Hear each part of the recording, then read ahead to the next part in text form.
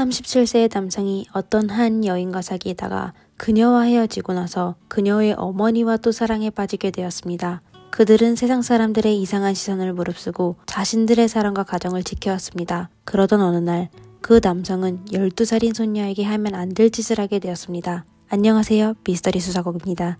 오늘은 여러분께 영국에서 발생한 특별한 사건을 소개해드리겠습니다. 2012년 8월 12살의 디아는 여름방학 중이었습니다. 그녀는 할아버지 스튜어트와 할머니 크리스틴에게 연락하여 그들의 집에 있을 수 있냐고 물었습니다. 그 이유는 부모님이 싫어서가 아니라 그들의 집이 너무 좁아서였습니다. 그녀는 장난꾸러기 남동생 2명이 있는데 남동생들과 방을 같이 써야 했기 때문입니다. 티아는 더 나은 삶을 살 수 있는 조부모님의 집에 있는 게 더 편할 거라고 생각했습니다. 게다가 소녀는 외할아버지, 외할머니와 사이가 꽤 좋았습니다. 외할아버지는 소녀의 요구에 흔쾌히 허락하여 티아는 아주 기뻐했습니다. 이렇게 티아는 짐을 쌓으며 조부모님의 집으로 가 완벽한 휴가를 기대하기 시작했습니다. 8월 2일 어머니 나탈리는 티아를 역까지 데려다 줬습니다. 딸 티아가 그냥 잠시 거주하는 거라 어머니는 외할머니가 매일 야간 근무를 해야 하니 집에서 외할아버지의 말을 잘 듣고 말썽 부리지 말라며 간단하게 당부만 하였습니다. 티아는 어머니에게 걱정하지 말라고 하며 어머니와 포옹한 후 떠났습니다. 역의 반대편의 할아버지는 손녀를 기대하고 있었습니다. 그는 이 손녀를 아주 좋아했었는데 손주들 셋 중 손녀를 가장 아껴서였습니다. 티아가 성격이 쾌활하고 학교에서 좋은 성적을 받아서가 아닌 할아버지를 항상 행복하게 해줬기 때문입니다.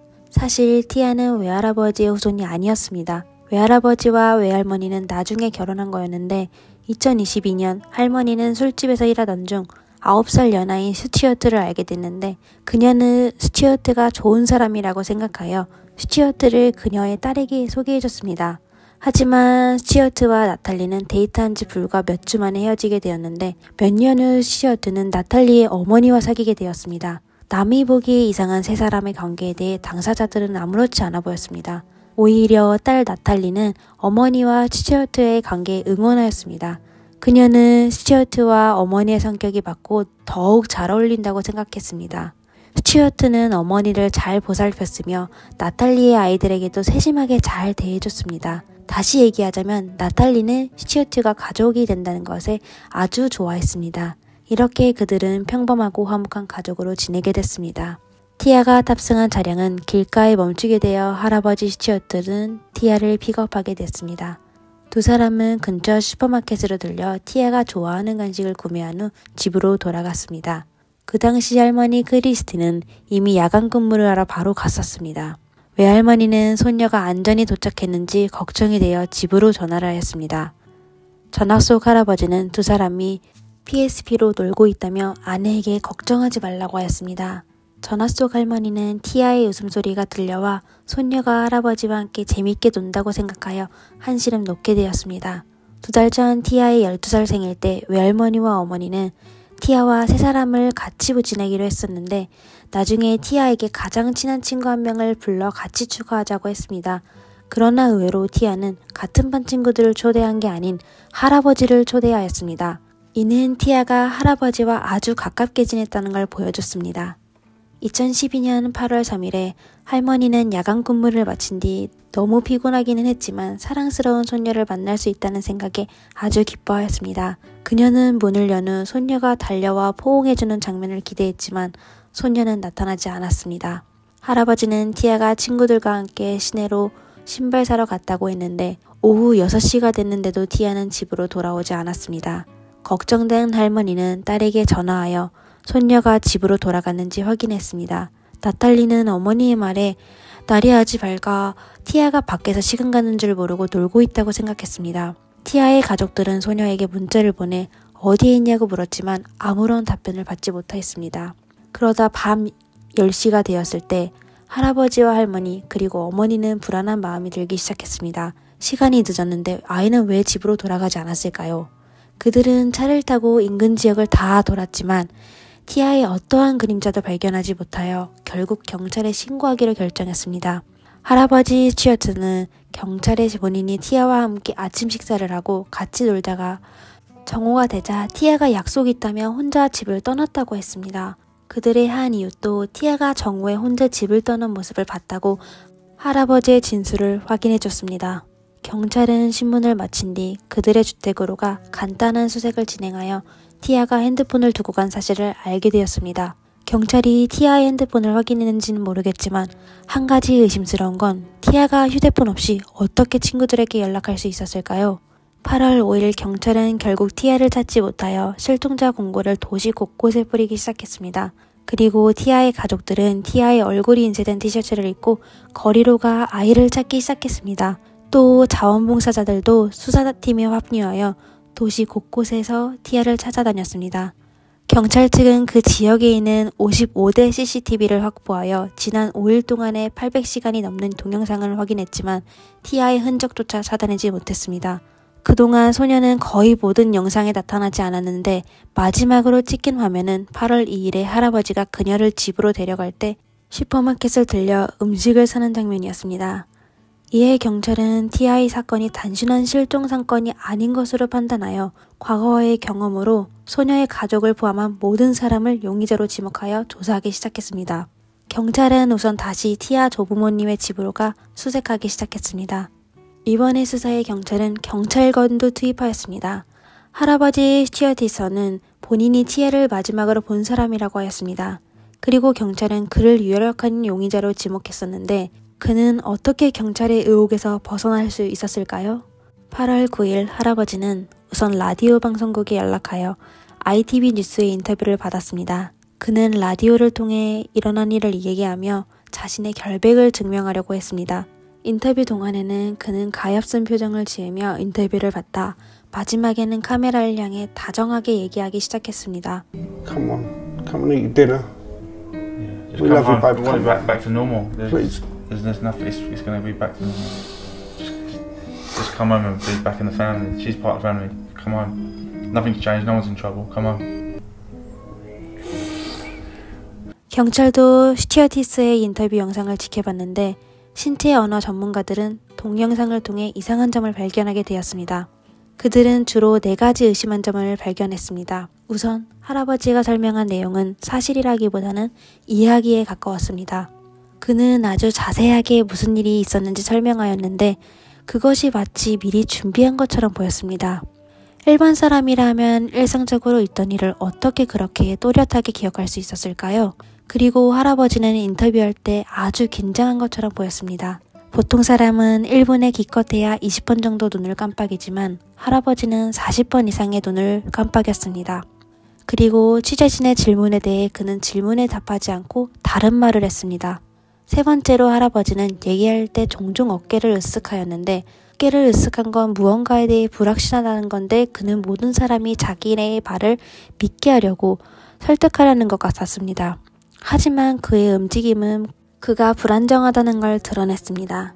네 번째는 가장 중요한 부분인데 그는 말할 때 계속 오른쪽의 아랫방향을 바라보며 눈에 초점이 없었는데 이러한 그의 행동은 바로 이미지 상상을 담당하는 좌뇌를 사용했다는 겁니다.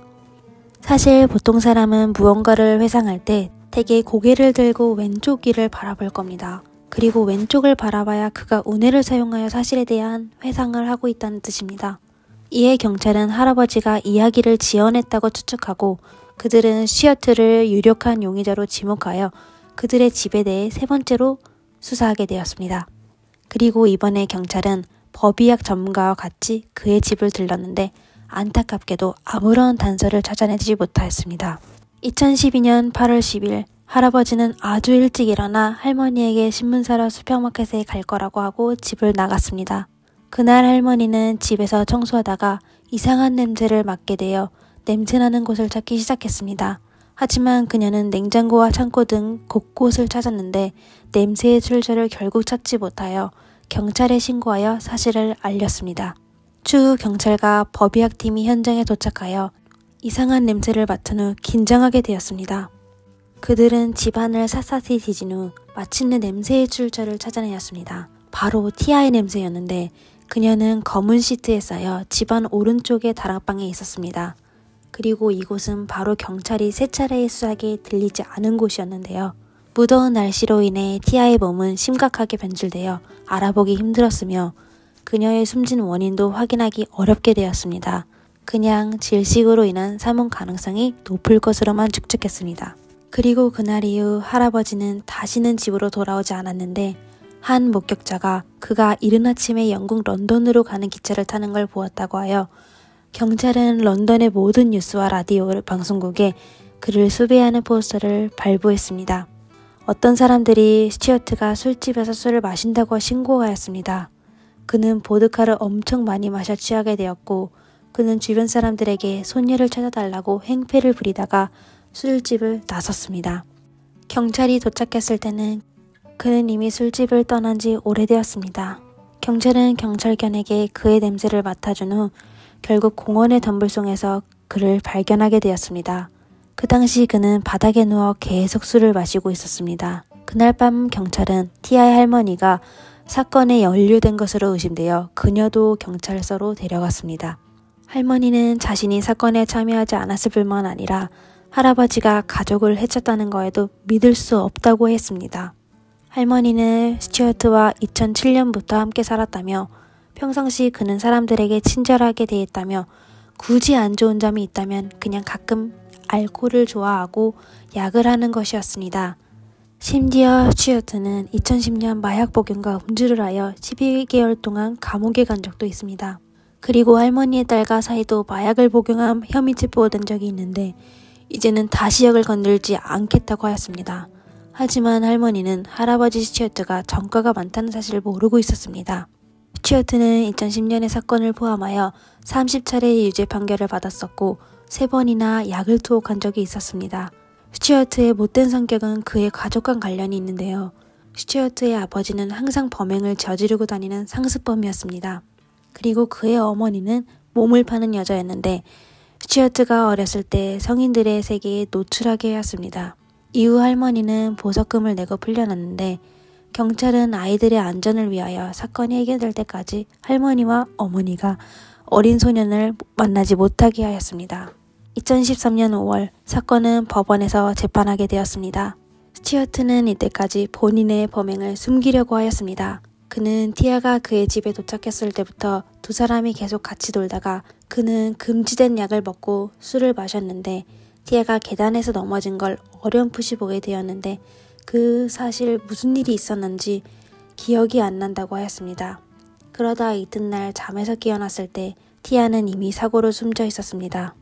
그는 티아의 할머니와 어머니에게 사실을 설명할 수 없게 되어 사건을 설명할 수 없으면 숨기는 게 나을 것으로 생각하여 죄책감을 느꼈지만 다른 선택의 여지가 없다고 했습니다. 그때 경찰이 3가지의 증거를 제시하자 스튜어트는 더 이상 사실을 숨길 수 없게 되어 티아 가족을 가슴 아프게 하였습니다. 첫 번째는 할아버지의 휴대폰이었는데 헤드폰의 검색 기록에는 음란한 동영상을 본 기록이 있었습니다. 두 번째는 문틀에 박혀 있었던 SD카드입니다. 카드의 많은 정보는 삭제되었지만 경찰은 일부 데이터를 복구하였습니다. 복구된 데이터에는 수백 장의 음란한 사진과 섹시한 동영상이 있었는데 그 안에는 티아와 할아버지 그리고 티아와 닮은 여성들이 있었습니다. 대부분의 사진과 영상은 몰래 촬영된 거였습니다. 사람들은 할아버지의 사진을 본 후 그에게 혐오감을 느끼게 되었습니다. 전문가들은 할아버지가 사진을 찍었을 당시 자신이 잘못된 행동을 하고 있다는 걸 잘 알고 있었다고 했습니다. 예를 들어 티아가 자는 영상을 촬영하던 중 티아가 몸을 뒤집은 적이 있는데 영상은 뒤로 눈에 띄게 흔들린 적이 있습니다. 분명 할아버지는 티아에게 본인이 불법 촬영한 걸 들킬까봐 숨기려고 한 행동이었습니다. 세 번째로는 다락방의 가방 안에는 티아의 깨진 안경과 티아의 DNA가 묻어있는 물건이 들어있었습니다. 2013년 5월 14일 할아버지는 38년 후 가석방 신청을 할 수 있는 종신형을 선고받았습니다. 다시 얘기하자면 그는 보석금으로 석방할 수 있을 때 그가 75세가 될 것이라는 겁니다. 그리고 앞선 한 이웃은 티아를 목격한 적이 있다는 허위 증언을 했는데 그가 티아의 사건과 관련이 있다는 걸 증명할 순 없지만 여전히 그는 사법 방해죄로 유기징역 5개월을 선고받게 되었습니다. 단순히 티아는 조부모를 아주 사랑했을 뿐인데 결국 참변을 당하게 되었습니다. 티아는 16세가 된 이후 영원히 조부모와 함께 살겠다고 한 적이 있는데 그토록 존경하고 사랑했던 할아버지 스튜어트는 마지막 순간에 본능을 드러내 천진난만한 소녀에게 악행을 하게 되었습니다. 오늘의 영상은 여기까지입니다. 영상을 재밌게 보셨다면 좋아요와 구독 부탁드립니다. 감사합니다.